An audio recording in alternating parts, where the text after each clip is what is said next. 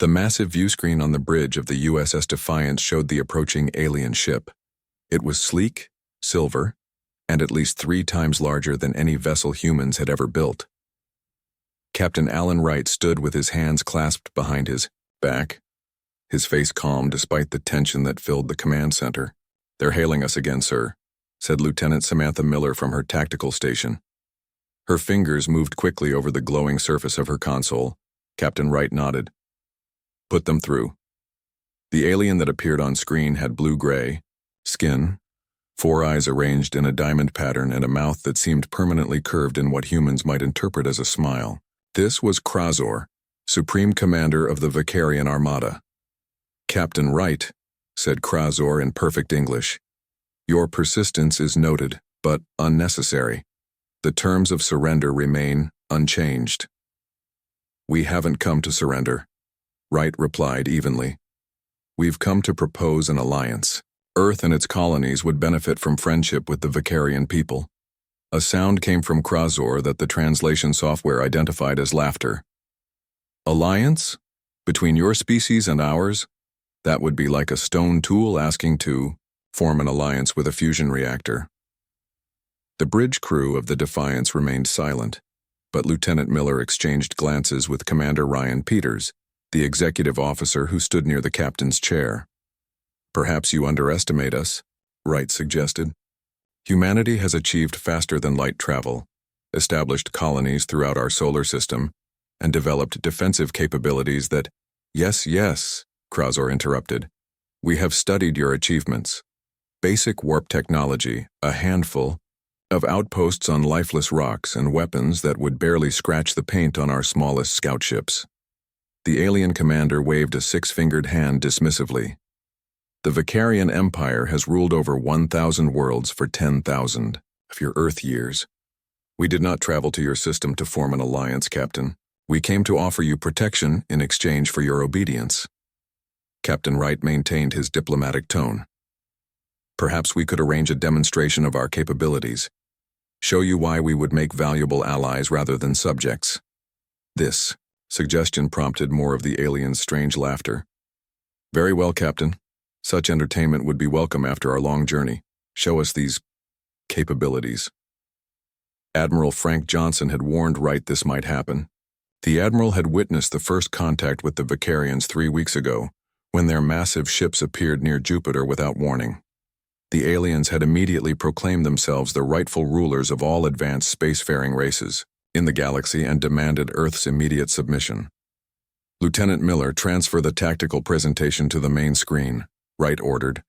Samantha Miller tapped her console. "Ready, sir." The screen split, with Krazor on one side and diagrams of Earth's defense fleet on the other. Captain Wright began explaining the coordinated defense strategies that protected Earth and its colonies. He described the adaptive shield technologies, the unpredictable movement patterns of human fighter squadrons, and the decentralized command structure that allowed for quick battlefield decisions. As he spoke, Wright could see the 4 eyes of Krazor blinking in different patterns. When the presentation ended, the alien commander was silent for a moment. "Is this meant to impress us?" Krazor finally asked. "Your strategies are emotional and illogical. Your ships move in patterns based on individual human intuition, rather than perfect mathematical formulas. Your weapons are arranged for what you call tactical flexibility, when any superior mind would optimize them for maximum efficiency." "Commander," Peters stepped forward. "Our approach may be different from yours, but it has served us well It has served you well against other humans and the mindless dangers of space," Krazor interrupted. "Not against a civilization 5 millennia more advanced than your own." The alien commander pressed something off-screen, and the image changed to show a massive vessel that dwarfed even the other Vicarian ships. It was shaped like a dark arrowhead, with glowing lines of purple energy pulsing along its surface. "This is the Dominion," said Krazor with obvious pride. "A single shot from its main cannon could reduce your largest city to ash. Its shields have never been penetrated. Its processing core can calculate the movement of every object in an entire star system and adjust firing solutions accordingly." "Captain." Wright studied the image carefully. "Impressive. You have 3 of your Earth days to accept our terms, Krausor said. Become a protected territory under Vicarian guidance or face elimination. We are not cruel, Captain. Those who surrender will be treated well. The transmission ended abruptly, leaving the bridge in silence. Lieutenant Miller spoke first. Well, they seem nice. A few nervous laughs broke the tension. Captain Wright turned to his crew. Opinions? They're overconfident, said Commander Peters. That could be useful. Their technology is far beyond ours, added Dr. Elizabeth Howard, the chief engineer who had been silently observing from the back of the bridge. But did you notice how rigid their thinking seems? They view our adaptability as a weakness. Lieutenant Miller nodded. Sir, while they were talking, I was analyzing their communication patterns. There's something odd about the way their systems interface with ours. Their technology may be advanced, but it's extremely linear. Everything follows predictable patterns. Predictable. Can be exploited, Wright said thoughtfully. He walked to the front of the bridge and looked out at the Vicarian ships through the reinforced viewport. The USS Defiance was supposed to be on a diplomatic mission, but Wright had suspected from the start that it might come to this. The ship was not just Earth's newest vessel. It was an experimental platform incorporating technology that even most of the military didn't know existed. Dr. Howard, what's the status of the adaptive systems? Wright asked. The engineer stepped forward. Online but untested in actual combat, Captain. The shield harmonics can shift randomly as designed. The propulsion system can execute the irregular patterns we programmed. Weapons are capable of firing in the unpredictable sequences Lieutenant Miller developed. Captain Wright nodded slowly. They think we're primitive because we don't follow their kind of logic. He turned to face his crew. Let's head back to Earth. We need to prepare. As the Defiance changed course, Wright contacted Admiral Johnson to report on the meeting. The Admiral's face was grim on the small screen in the captain's ready room. It's as we expected then, Johnson said. They won't accept anything but our complete surrender. They underestimate us, Admiral, Wright replied. They see our adaptability as a flaw, our unpredictability as a weakness. Admiral Johnson nodded. Then, we'll make it our strength. The defense fleet will be ready and the Defiance will lead the response. Right.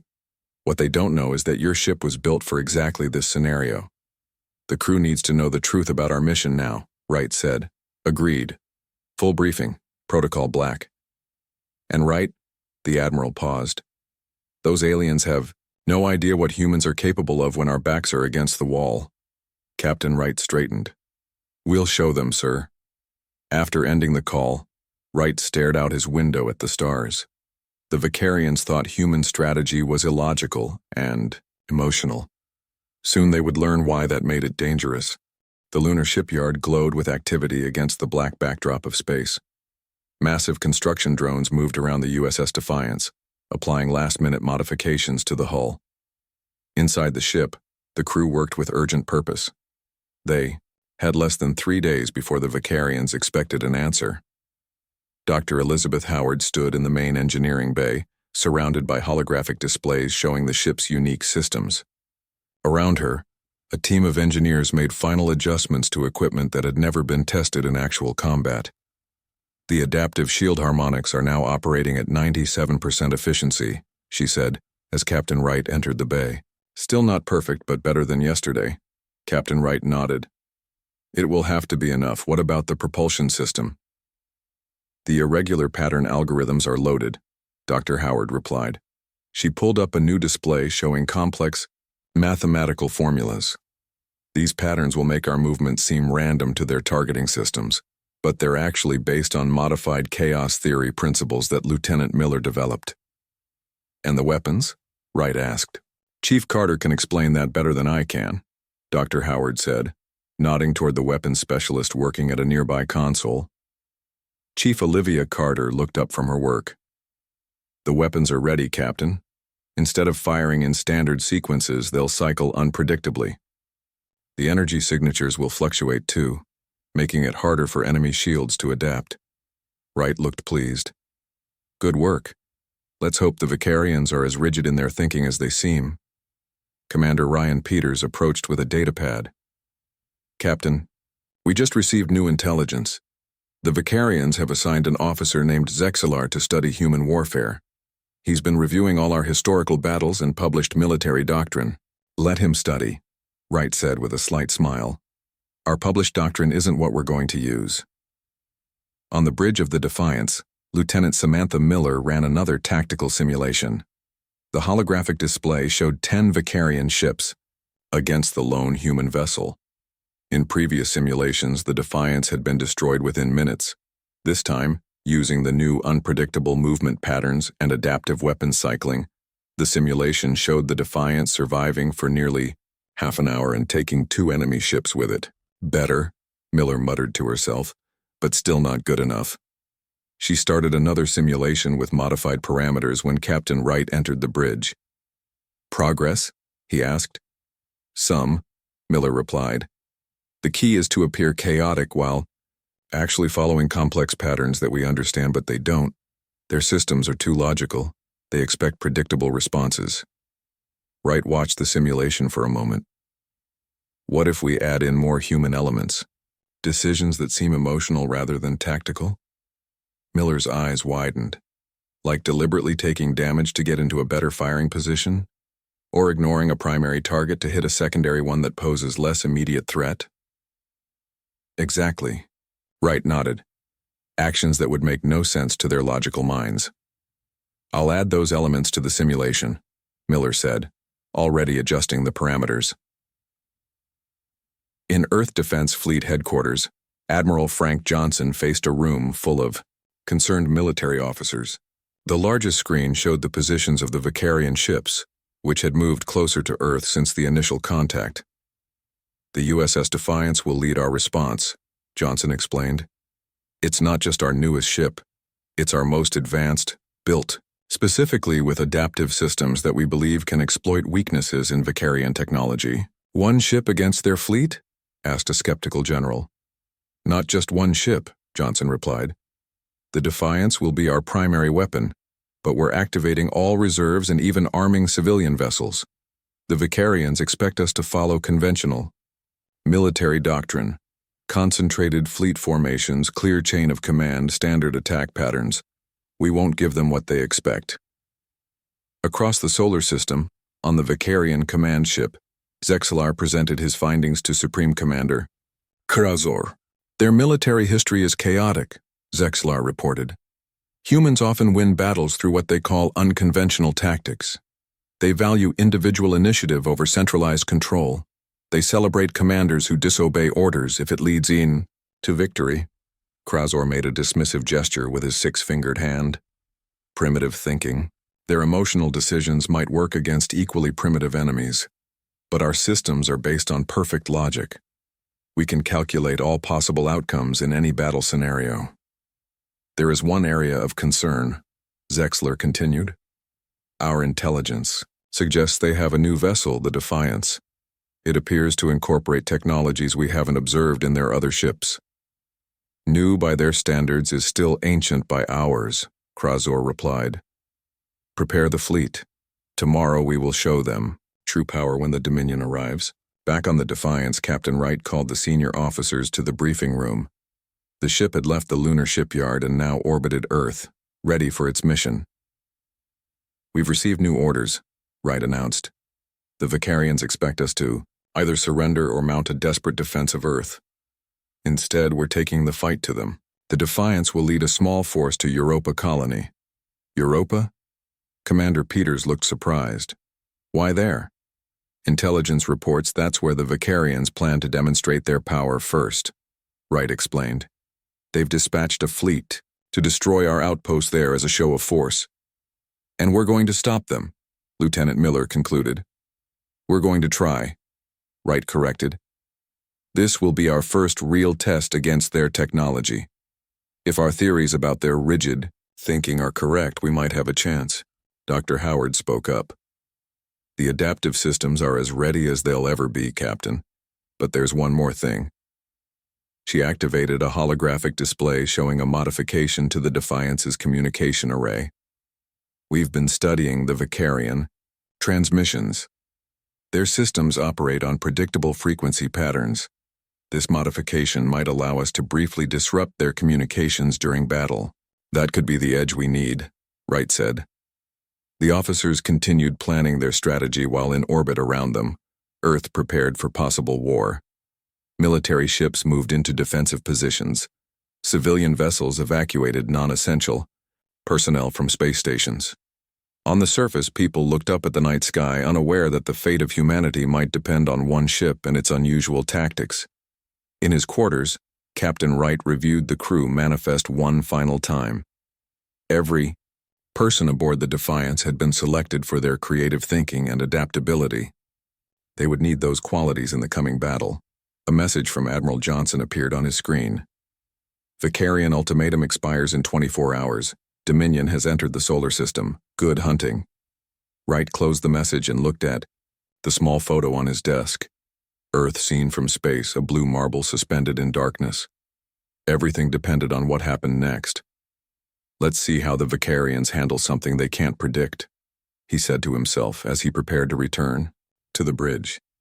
Europa's icy surface reflected the dim sunlight as 5 Vicarian warships approached the human colony. The settlement was small, just 3,000 scientists and miners living under the protective domes that kept out the harsh conditions of Jupiter's moon. A modest defense platform orbited above, designed more to destroy incoming asteroids than to repel an invasion. Voltar, commander of the Vicarian attack fleet, viewed the human outpost on his main screen. His 4 eyes blinked in sequence, a sign of satisfaction among his kind. Pitiful, he said to his bridge crew. Their defenses are minimal. This demonstration will take less than 1 hour. Should we offer them a chance to evacuate? Asked his second-in-command. No, Voltar replied. Supreme Commander Krasor wants the humans to understand the consequences of defiance. Begin attack preparations. Aboard the Europa defense platform, warning alerts flashed as the station's basic sensors detected the approaching alien vessels. Multiple ships incoming, reported the station commander to the colony below. Evacuation protocol is now active. All non-essential personnel to emergency shelters. The commander then sent an urgent message to Earth. Vicarian attack fleet at Europa. 5 warships request immediate assistance. The message traveled across the solar system, reaching Earth in just under 45 minutes. By then, the USS Defiance was already on its way. Captain Wright stood on the bridge of the Defiance as the ship pushed its experimental engines to their limit. Behind him, 2 smaller vessels, the Valiant and the Guardian, struggled to keep pace. Time to Europa? Wright asked. 20 minutes at current speed, replied Lieutenant John Martinez from navigation. The Vicarians don't know we're coming. Their sensors are focused on the colony. Lieutenant Miller spoke up from the tactical station. Captain, I've analyzed the Vicarian fleet formation. They're arranged in a perfect pentagon with their command ship at the center. It's textbook Vicarian tactics according to what we've learned. Predictable, Wright noted. That's good. What's the status of our adaptive systems? All online, Commander Peters confirmed. Dr. Howard reports the shield harmonics are functioning at 98% efficiency now. Wright nodded. Communications? Petty Officer Daniel Hayes answered from his station. I've been monitoring their transmissions, sir. Their language patterns are structured around mathematical precision, very different from human communication. I'm mapping their command phrases now. Good work, Wright said. When we engage, I want to know what they're saying to each other. The minutes ticked by as the Defiance and its escort ships closed in on Europa. On the colony, civilians rushed to underground shelters while security personnel manned what few defensive weapons they had. In orbit, the Vicarian ships moved into attack position. Target their main power facility first, Voltar ordered, then their life support systems. His weapons officer was about to comply when an alert sounded. Commander, 3 human vessels approaching at high speed. One matches the profile of the new ship our intelligence identified, the Defiance. Voltar's eyes widened slightly. So they chose to fight. Reconfigure to combat formation. Target the largest human ship. On the Defiance, Captain Wright gave the order. Battle stations. Activate adaptive systems. Throughout the ship, Crews rushed to their positions. In engineering, Dr. Howard monitored the experimental systems as they came fully online for the first time. Shields operating on random harmonic frequencies, she reported over the comm. Propulsion ready for evasive pattern Miller 3. Right. Turned to Lieutenant Miller. Begin the dance, Lieutenant. Miller's fingers flew over her tactical console. Evasive pattern Miller 3 initiated. The Defiance suddenly changed course, moving in a way that seemed erratic and unpredictable. The two escort ships split apart, taking positions that made no apparent tactical sense. On his ship, Voltar watched in confusion. What are they doing? Their formation violates all standard combat protocols. Their movements appear random, his tactical officer reported. Our targeting systems are having difficulty establishing a lock. Impossible, Voltar snapped. Human technology cannot evade our targeting systems. Increase computing power to weapons control. The Vicarian ships fired their first volley. Brilliant beams of energy cut through space, but the Defiance twisted, away in a maneuver that seemed to defy physics. The shots missed by mere meters. Return fire, Wright ordered. Random weapon cycling as planned. The Defiance fired back, but not with a coordinated barrage as the Vicarians expected. Instead, different weapons fired at seemingly random intervals, creating a pattern that confused the alien shields. Their shields are adjusting to each hit, but not fast enough, Miller reported. We're causing damage.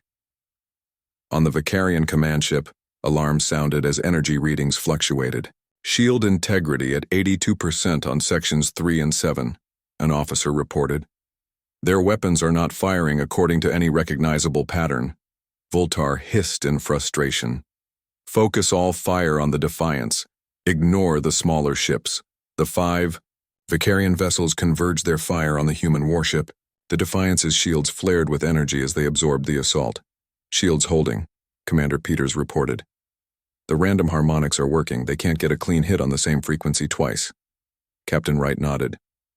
Lieutenant Miller, execute pattern Chaos 1.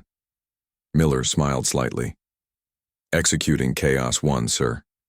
The Defiance suddenly accelerated directly toward the Vicarian command ship, a move so reckless that it momentarily stunned the alien crew. They're on a collision course, Voltar's second-in-command exclaimed. Evasive action, Voltar ordered, but too late.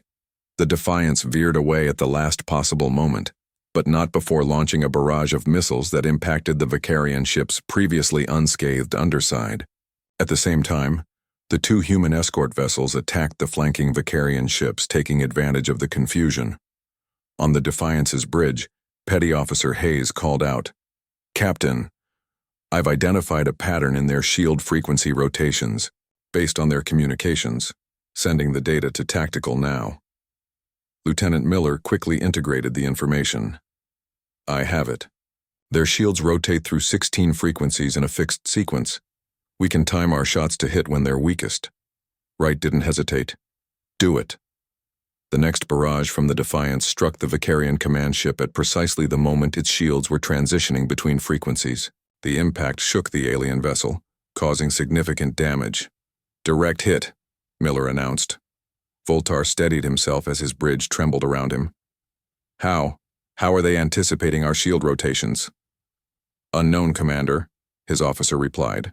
But we've lost weapons control on our port side. 2 other ships reporting serious damage. For the first time, Voltar felt uncertainty. These humans weren't fighting according to any logic he understood. Their tactics seemed chaotic, even suicidal at times. Yet they were working. Contact Supreme Commander Krazor, Voltar ordered. Request reinforcements. Before his communications officer could comply, another hit rocked the ship. Communications array damaged, the officer reported. We can't send a clear signal. Voltar looked at the tactical display. 2 of his 5 ships were severely damaged. Another was struggling with power failures. And the human vessels continued their bizarre, unpredictable movements. Retreat, he finally ordered. All ships disengage and retreat. We cannot win this battle with current tactics.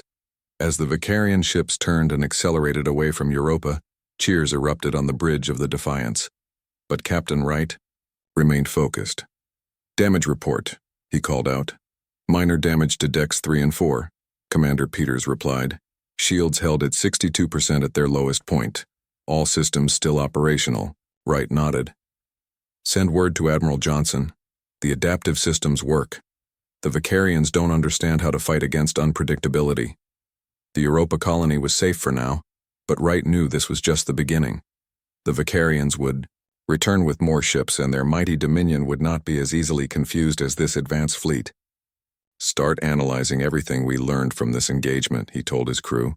Next time, they'll be ready for us. We need to be even more unpredictable. In the debris field left by the battle, Dr. Howard found something valuable. Fragments of Vicarian technology that might help improve their own systems. The real war was just beginning. News of the victory at Europa spread quickly through the solar system. For the first time since the Vicarians arrived, humans felt hope. But on Earth, in the underground command center of the Defense Fleet, Admiral Johnson knew better than to celebrate too soon. The Dominion has changed course, he told the gathered military leaders, pointing to a holographic display showing the massive Vicarian flagship moving through the outer solar system.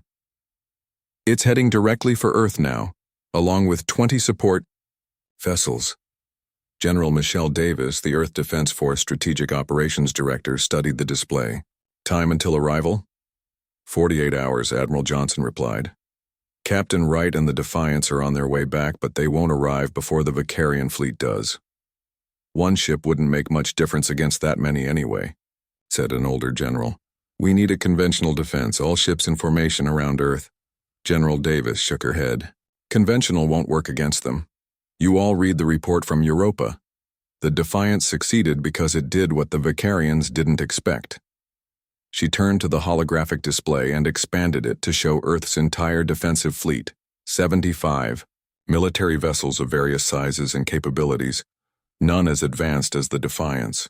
We need to apply the same principles on a larger scale, she said. Captain Wright calls it chaos doctrine. We need to fight in ways that their logical minds can't predict. Admiral Johnson nodded in agreement. I'm giving General Davis operational command of this defense. All fleet captains will receive new orders within 6 hours. Meanwhile, deep in space, the Vicarian flagship Dominion moved steadily toward Earth. Supreme Commander Krasor stood on his command deck, rage evident in the rigid posture of his blue-gray body. Before him, on a small platform, knelt Commander Voltar, summoned to explain his failure at Europa.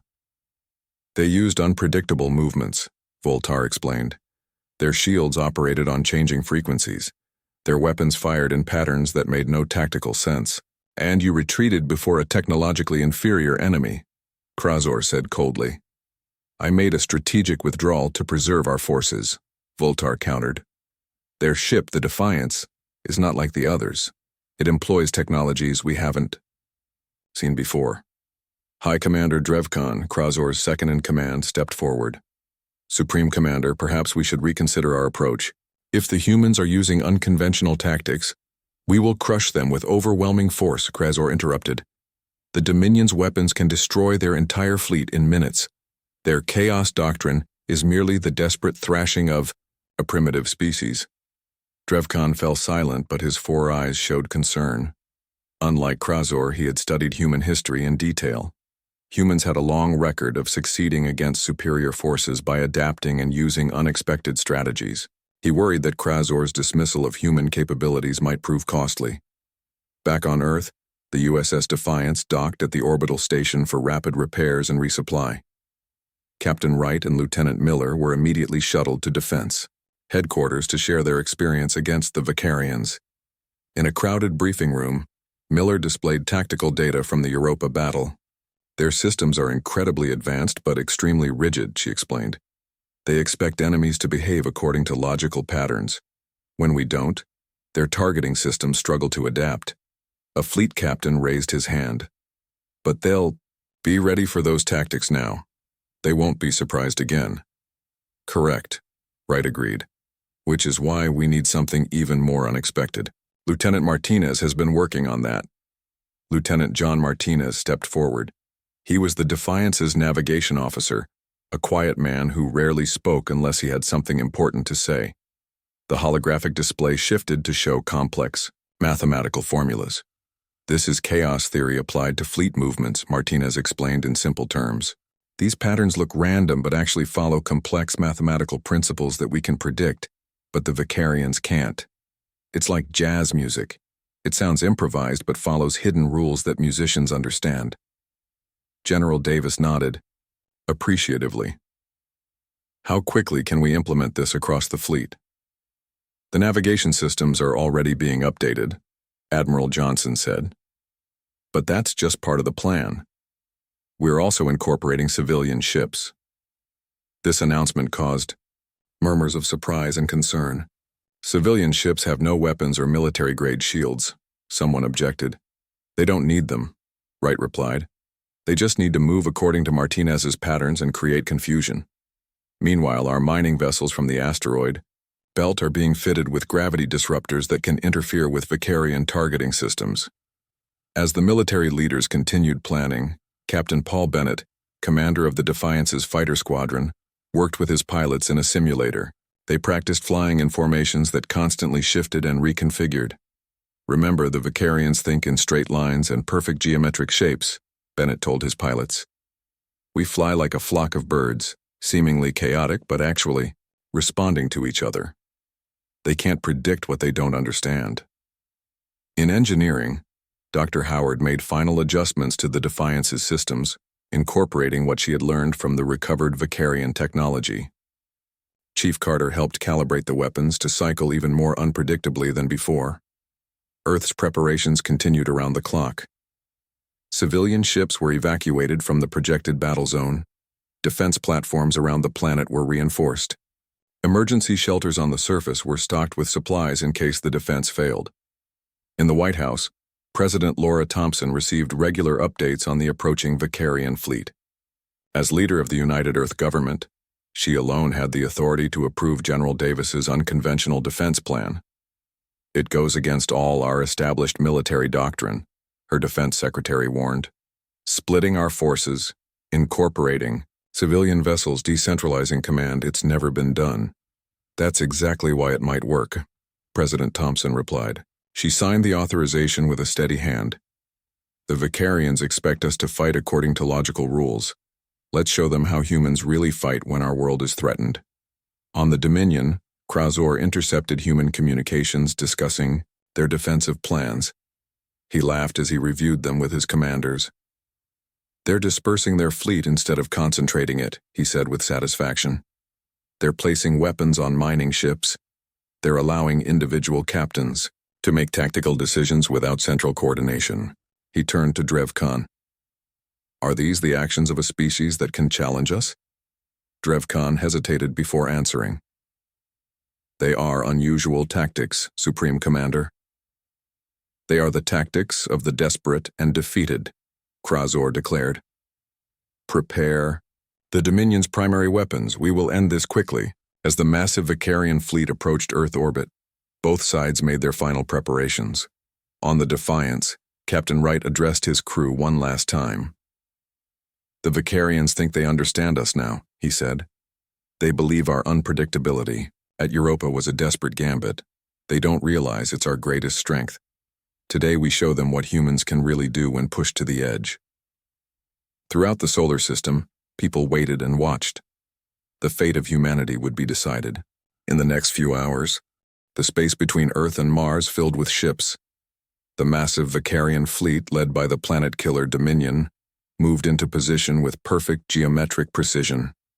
Against this overwhelming force, Earth's defenders appeared scattered and disorganized. A mix of military vessels and hastily converted civilian ships spread across an unusually wide area. On the bridge of the Dominion, Supreme Commander Krasor surveyed the human forces with satisfaction. Their formation makes no tactical sense, he said to his officers. They have dispersed their firepower instead of concentrating it. Victory will be swift. High Commander Drev Khan studied the human positions with more concern. There may be a strategy we don't understand, he suggested cautiously. The battle at Europa showed. Europa was a minor setback against a small force, Krasor interrupted. This is the might of our entire armada. Begin the attack sequence. Throughout the human fleet, captains received the simple message they had been waiting for. Chaos Doctrine active. Trust your instincts. Captain Alan Wright sat in the command chair of the USS Defiance, which had taken position far from Earth, almost behind the Vicarian fleet. All systems ready, Captain, Commander Peters reported. Adaptive shields at full capacity, added Dr. Howard from engineering. Wright nodded. Lieutenant Miller, you know what to do. Miller's fingers flew across her tactical console. Pattern Chaos Omega initiated. The Defiance suddenly accelerated, moving directly toward the center of the Vicarian fleet in what appeared to be a suicidal charge. Krazor noticed the lone ship on his tactical display. The Defiance thinks it can repeat its success at Europa, he said with amusement. Target it with the Dominion's primary weapons. The enormous Vicarian flagship began to turn, its main cannon charging with purple energy. But as it did, dozens of human ships suddenly changed course in ways the Vicarian computers couldn't predict. Mining vessels from the asteroid belt revealed hidden gravity disruptors, activating them near key Vicarian ships. Targeting systems are experiencing interference, reported a Vicarian officer, his four eyes blinking rapidly in distress. The human vessels are not following any recognizable formation, Krazor hissed in frustration. They cannot all be as advanced as the Defiance. Focus on their largest military vessels first. The Vicarian fleet opened fire, brilliant energy beams cutting through space. Some found their targets, destroying several human ships, but many more missed, as the Earth. Vessels moved in patterns that defied prediction algorithms. The human fleet returned fire. Their weapons were less powerful individually, but they fired in sequences that constantly changed, making it difficult for Vicarian shields to adapt. Captain Bennett led his fighter squadron in swift, darting attacks against the flanks of Vicarian warships. The fighters moved like a flock of birds, constantly shifting formation while maintaining perfect awareness of each other's positions. Their fighter coordination makes no sense, a Vicarian commander reported. They appear to be acting independently, yet somehow maintain cohesion. On the Defiance, Petty Officer Hayes monitored Vicarian communications. They're confused, Captain, he reported. Their commanders are giving contradictory orders. Some want to maintain formation, others want to break and pursue individual targets. Wright nodded. That's exactly what we want. Lieutenant Miller, execute Phase 2. Miller sent the signal throughout the human fleet. Immediately, the scattered Earth. Ships began a complex series of maneuvers that looked chaotic, but actually created a net around the Vicarian fleet. Mining ships activated their gravity disruptors at precise coordinates, creating invisible distortion fields that further confused Vicarian sensors. The Defiance itself continued its charge toward the Dominion, evading fire with movements that seemed to defy physics. Inside the Vicarian flagship, alarms sounded as systems reported unexpected failures. Multiple shield impacts on varying frequencies, an officer reported. Shield harmonics cannot stabilize. Impossible, Krazor snapped. Our technology is superior in every way. Yet they are succeeding, Drevkon observed quietly. The battle continued to unfold in ways the Vicarians couldn't predict. Human ships took damage but adapted their tactics constantly. When the Vicarians adjusted to one pattern, the humans switched to another. Dr. Howard monitored the Defiance's systems as the ship closed in on the Dominion. Captain, we're in range to deploy the virus now. During the skirmish at Europa, Howard had analyzed fragments of Vicarian technology and created a program that could temporarily interfere with their main weapons systems. Now, as the Defiance came within range of the Dominion, she activated it. On the Dominion's bridge, consoles flickered. The main weapons array powered down unexpectedly. What's happening? Krazor demanded. Unknown system failure, came the reply. Primary weapons offline, attempting to restore. Sir, called a sensor operator. The Defiance is approaching our position rapidly. Wright watched as the Dominion grew larger on his view screen. All weapons, target their secondary systems. Engines, shields, communications, fire on my mark. The Defiance unleashed everything it had. Missiles, energy weapons, and specialized EMP devices struck the Dominion in rapid succession, each hitting at a different point, making it impossible for the damaged shields to compensate. Captain Bennett's fighters joined the attack, striking from multiple angles simultaneously. Mining ships positioned their gravity disruptors to create weak points in the flagship's defenses. The mighty Dominion, pride of the Vicarian fleet, shuddered under the assault. Secondary explosions cascaded along its hull. "Supreme Commander," Drevkan urged, "we must withdraw and reconsider our approach. The humans are not fighting according to any predictable strategy." "No," Krasor raged. "They are inferior. They cannot defeat us with their emotional, chaotic tactics." But across the battlefield, the Vicarian advantage was slipping away. Ship after ship reported failures as human vessels struck in unpredictable patterns, never attacking the same way twice. On Earth, General Davis watched the battle unfold. "It's working," she said quietly. Chaos over order. President Thompson stood beside her. "Let's hope it continues to work." As the Dominion systems failed one by one, Krasor finally gave the order to retreat. But the Defiance and its supporting ships had positioned themselves to cut off escape routes. "All ships," Wright ordered, "focus fire on the Dominion's engines." The concentrated attack disabled the massive flagship's propulsion system. For the first time in recorded history, a Vicarian capital ship was rendered immobile in battle. "We are being boarded," a Vicarian officer reported as human strike teams cut their way into the crippled Dominion. Hours later, in what had been Krasor's command center, the Vicarian Supreme Commander faced Captain Wright across a table.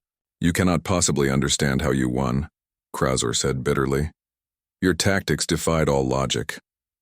"That was the point," Wright replied. "You expected us to fight according to predictable patterns, but humans don't work that way. What you called emotional and illogical was actually our greatest strength." Krasor's four eyes blinked slowly. "The Vicarian Empire has never known defeat. There's a first time for everything," Wright said. "Now let's discuss the terms of your surrender." In the aftermath, High Commander Drevkan, now acting as the Vicarian representative, signed a peace treaty recognizing Earth's sovereignty. The Vicarians withdrew from the solar system, leaving behind technology as reparations. Lieutenant Samantha Miller received a promotion and her own command. Dr. Howard began studying the captured Vicarian technology to help humanity advance, and Captain Wright prepared for a new mission, leading a diplomatic team to the Vicarian homeworld. As the Defiance departed Earth orbit once more, Wright looked at the stars ahead. "They mocked our strategy," he said to Commander Peters, "until they found out why it was dangerous." "Do you think they understand us now?" Peters asked. Wright smiled slightly. "No, but they respect us, and that's a start."